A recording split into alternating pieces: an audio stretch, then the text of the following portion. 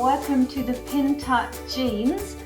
This is the second part. The first part was all about the pattern, and in this video we're going to actually sew these super quick little jeans for your American Girl doll.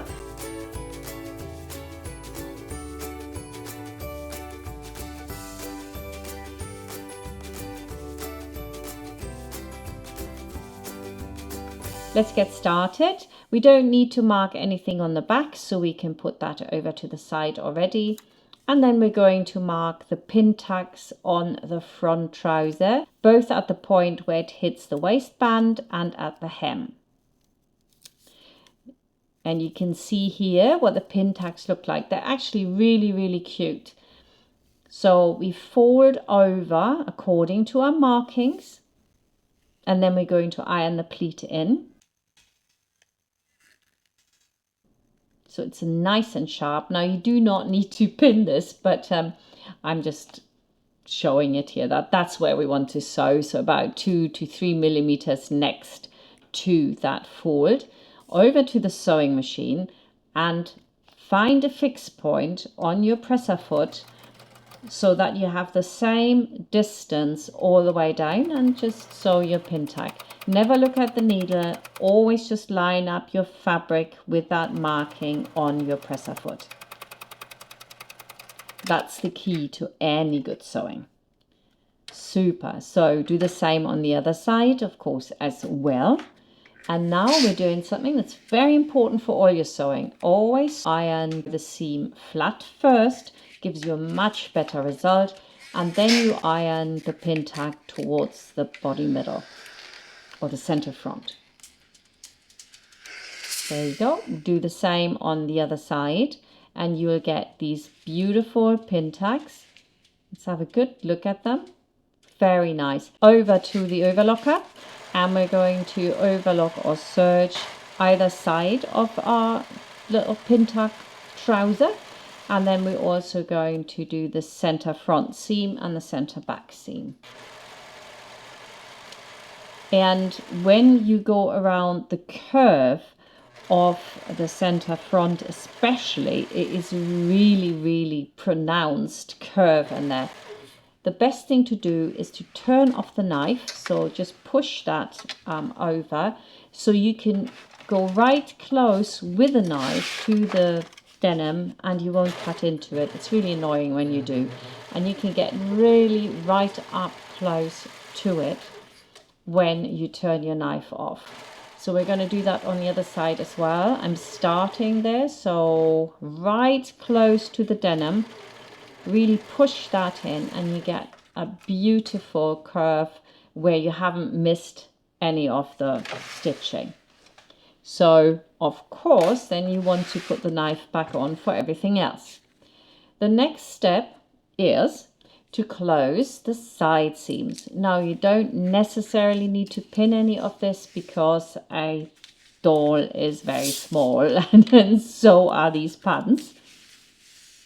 I'm pinning them here, but you don't necessarily need to do that. You could just hot foot it over to your sewing machine, put it on. Make sure if you have top stitch that your stitch length is put back down to 2.5, so it's not too big. And you can line up with the presser foot or the 1 centimeter. It doesn't really make a big difference to doll clothes, so whatever you feel most comfortable with. And never look at your needle, just look at your markings on the sewing machine arm, on your needle plate or your presser foot, but not the needle, because by the time it gets to the needle, it's too late if you haven't done it right, okay? So you want to check the markings before the needle. Now we're going to iron the seam first flat, and then we iron the seam apart. You can also use a white there. And I'm going to top stitch on either side. As you can see here on this example, I think it looks really nice. You don't have to do it, but I think it's lovely. So I'm going to stitch down again, very close to the edge. It's sort of 2 to 3 millimeters.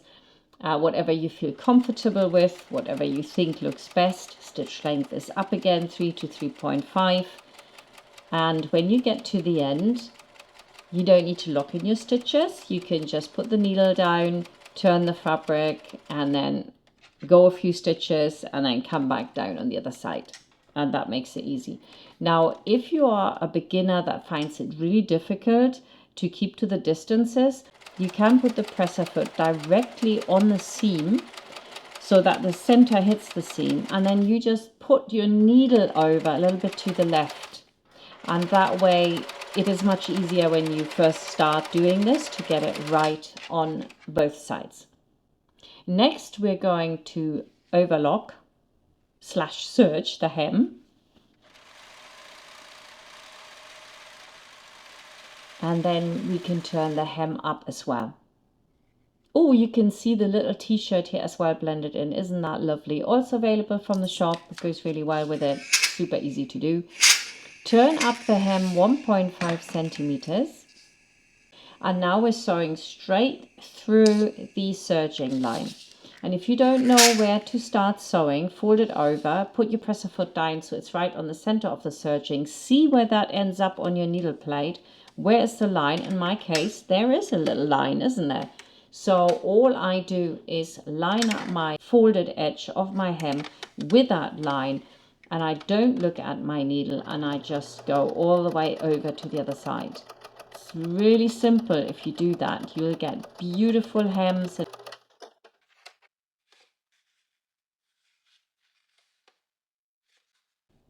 There we go, all done. Now we're going to close the center front. So right sides together, pin it, and then we're going to close it. And as you can see, I've also top stitched it here, so we're going to do that too. Again, you may not need to pin this. Right, there we go. Yeah, I had to put my stitch length down, don't forget, because it's stitch length up, stitch length down. It's really easy to forget. Not that it makes a lot of difference. It's doll cloth, isn't it? So it's not a disaster if you forget. Right, so now you could iron that seam apart, or you do what I do, you just use your fingers.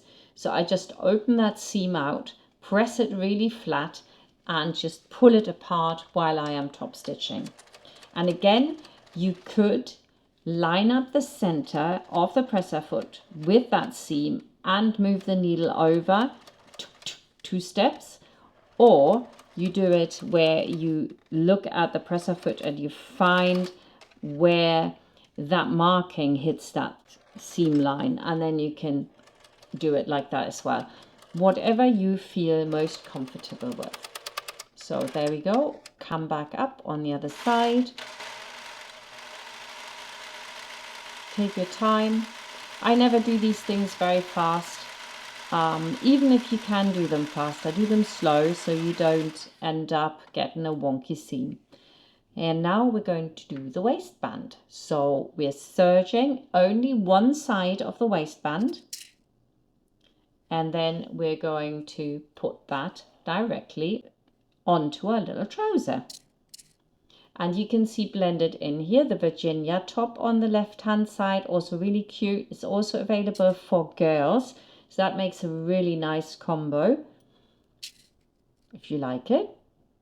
And then we're going to pin this all the way across. And in my case, I had a little bit standing over, so what you do is just snip that off. So don't worry too much about tiny amounts like that on doll clothing. It's, you know, really easily done. If you haven't quite kept to the seam allowance or something, it doesn't really matter. Or the pin tack is a little bit smaller than it should be, right? Don't worry about it, just lob it off and close that seam. Make sure that the rough edges sit on top of each other.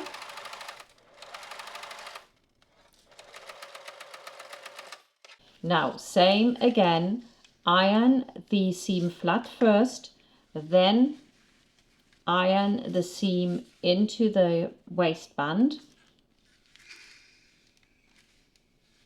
And you could also use a weight at this point, put it down so that it's really nice and flat. You could also cut back the seams if you have a very heavy denim. Next, we are going to sew together the center back. Right from the top of the waistband, to the end of our center back seam. So lock in your stitches and go all the way down. Always feed your fabric in straight to the presser foot. You need to move the fabric round. So there's a lot of pressure on my fingers. I really push that round, right? I don't pull on the fabric, I push it. And there we go. I put it on my ironing board. It's a sleeve ironing board. These are really good actually. And I iron this really nice and flat. And I'm also going to top stitch it from either side. It's a little bit tricky to get in there, but I mean, it's not really that bad. You can do it and blend it in. We now have another one that I'm currently working on. It's a safari jacket for the springtime. I think it's really, really cute. Absolutely love this pattern. It's got all those little pockets for it and yokes and stuff. So it looks really nice, and it doesn't have to be pink. You could make it beige and make like a proper safari outfit, or girlify it like I've done here. I think it's really cool, and it all looks good with these jeans, which is why I'm starting with the jeans pattern. So we're done with this. We can put in the elastic. It needs to overlap 1 centimeter, and then I'm going to put a stitching line on either side of this overlap. I go backwards and forwards quite a few times so that it can't open up again. Let's remove my pin there, and then over to the other side and just go backwards, forwards and backwards. There we go. Awesome.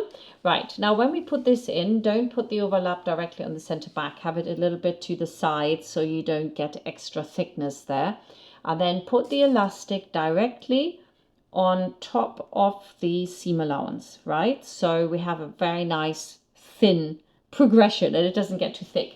I'm going to stitch in the ditch here, and I don't know why it didn't film it. I don't know why. So anyway, imagine me sewing in the ditch at this point, and then we'll come back and I'm going to fold my waistband over so that the serging stands a little bit over the seam for the waistband. And that gives you enough room. So if you haven't done it quite right, whatever might happen, and you want to sew the waistband seam in the ditch, which you can do. I'll show you that in a minute, what it looks like. If you want to do that, you know it's going to catch, right? Even if you have made a little bit of a mistake. If you turn in the waistband, number 1, it's going to be really thick. And number 2, you might not catch it, right? We know how that works. We don't want that. So this is truly the simplest way of doing this. And you can also use this method for girls' clothing or boys' clothing, whatever, babies. It is really nice. Oh, here you can see, this is what I mean by sewing in the ditch. This is again the Virginia blouse, super cute. Bit of advertising here. And you can see that you don't see any of the stitching. Now I'm going to stitch on the waistband. I like to use the color gray here because you could actually see what I'm doing. If I used a matching color, you wouldn't really be able to see if it's straight and how that needs to look. So that's why I used the gray. I also think it came out quite nice, to be honest. And then we will do the same thing on the waistband. Oh, and here we've got blended in the Beatrice. That's for the summer though. That's not out just yet. It is a really lovely, lovely blouse, which you can buy for your girl. And I've made a matching blouse for the doll as well, but that'll be a while before that hits the shelves. Something to look forward to. I'm going to the outside now. So close to the edge, make sure the elastic isn't in it, but because the elastic isn't very wide, it really doesn't. I made loads of these pants and I never had an issue, so I think you'll be absolutely fine. Again, stretch the waistband as you go along. Beautiful. Done. Now then, the last thing we need to do is to close the inner leg seam. Super simple. Let's start sewing. Lock in your stitches. And I dare you here to go around the curve without putting the needle down, lifting the presser foot, and then moving it round. Try to do it in one go. Use your fingers to really press down on the fabric and guide it around. Look at that. Takes a bit of practice, but I think it's, it makes it also faster. Okay, at this point here, the top layer usually pushes over a bit and then it stands over the edge. So use your pin to hold that in place so it doesn't happen. And perfect. Now we're going to iron these seams apart, and because we can't possibly get that onto any ironing board, what I'm doing is I'm turning over my sleeve board so I have the edge, and then I can open out my seam and iron it, and I won't iron in a fold. And we're nearly done. Whoa, so quick. I don't know if you looked at my patterns in my Shopify store now. It's actually really good, but my patterns tend to be a little bit more advanced, I have to say, and I'm really enjoying having some simple things in my shop that are quick to sew.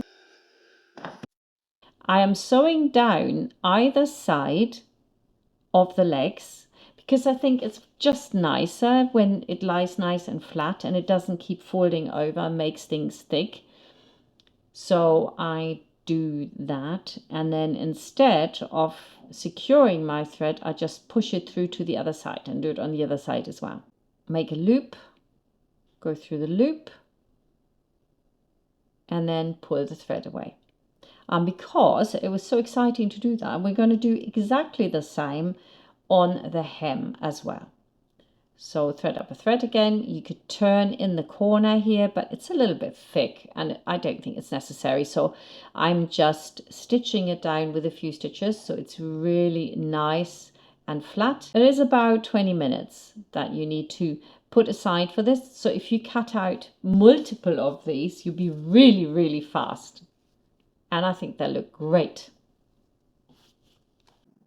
And what do you think? Was that easy or not? I hope you're going to leave a comment for me. Please also, if you like the video, don't forget to like and subscribe to the channel. Now that would be great. And I see you back with another project from frocksandfrolics.com soon. And we will wave you goodbye for now.